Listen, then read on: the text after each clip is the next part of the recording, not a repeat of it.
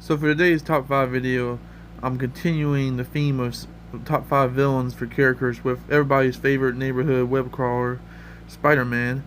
So let's go ahead and get into it. For this list, I'm going to include villains that are primarily Spider-Man villains, and it's also going to be of my own opinion. So if you see a character that's very well known or whatever, they're not on here, this is because I don't personally think of them as a high-ranking Spider-Man villain. So don't take it personal. And let's go ahead and get to the list. At number 5, we have good old Carnage. Now, I didn't want to include more than one symbiote on this list, just for reasons.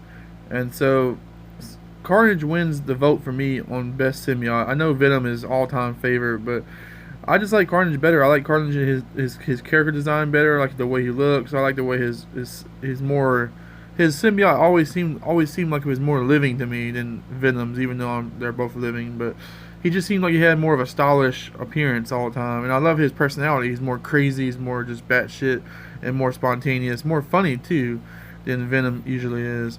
So I enjoy. That's all the things I enjoy about this character. I enjoy that he's funny. I enjoy that he's kind of sadistic and crazy. He's kind of like the Joker. The Joker had a living spider suit. You know what I mean? Next up on the list we have Otto Octavius, Dr. Octopus himself. I've always really liked the fact that Otto has he has the strength category going for him and the intelligence category. Two things that usually villains don't have both of. Usually you either have these really strong brute villains or you have these really smart, tactical villains. Octavius basically has incredible strength, but he also has incredible intelligence, and that's what makes him really dangerous. Plus the fact that he's just a really interesting, villain from a visual standpoint. And he's the first villain in Spider-Man's publication history that really gave Spidey a fight for his money and almost made Spidey, put up the costume and stop being Spider-Man forever.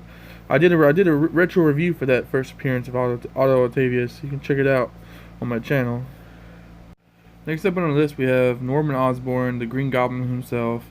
Green Goblin is just one of those classic villains you really can't not include on this list in some capacity.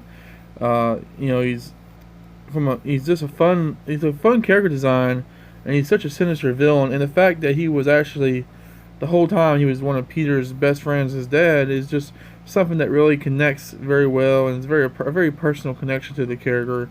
Plus, let's not forget that he's the one that's responsible for Gwen Stacy dying, which is a huge pivotal point in Spider-Man's original publication history, and makes for great storytelling. And they've tried to duplicate it. They've duplicated it many times, like on the original Spider-Man Sam Raimi movie.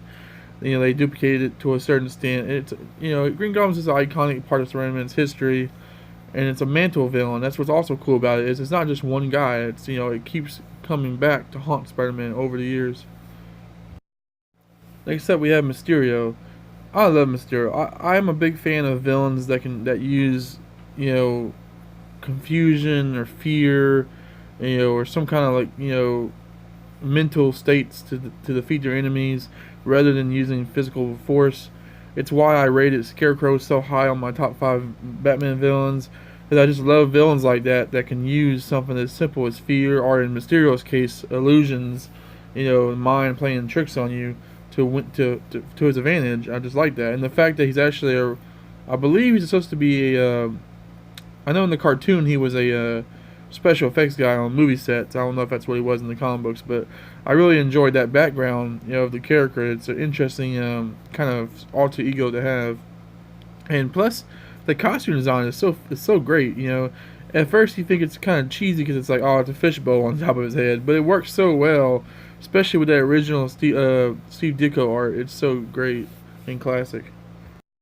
And then finally, at number 1 on my list is Kraven the Hunter. Kraven the Hunter is just a really fun and interesting villain to me. I really like villains that are more on the human side, but they're just really badass. And even though Kraven does have superhuman strength, I think from that serum he takes, but he's still for the most part pretty much on a human level. He's kind of I guess he's probably like on Captain America's level, huh? Like in terms of strength. But he's not. But the point is, he's not as powerful as somebody, say, Rhino or somebody like Venom. He's definitely dangerous in his own right because of his cunning, his intelligence, his survival instincts. It's just fun, and I love his motivation. Like, he's not trying to take over the world. He's not trying to steal a bunch of money. He's just trying to give himself the satisfaction of the perfect hunt, which in his mind is Spider-Man, and so he keeps going after Spider-Man. And it's just a fun character. Like he has his own kind of moral code. Like there's certain things he won't do for the sake of the hunt, and it's really interesting. And I like that about the character. There's even been times where he's been on Spider-Man's side when there was a greater hunt to go after, or something, or a bigger goal to capture. And even I even like the fact that he goes so far as to kill himself in the original Spider-Man timeline continuity because he just can't win. You know, like he's failed as a hunter, which in his mind he's failed as a person. And I really, it's sad, but it's really interesting character dynamic for a villain to have. And I've always really appreciated the villain because of that.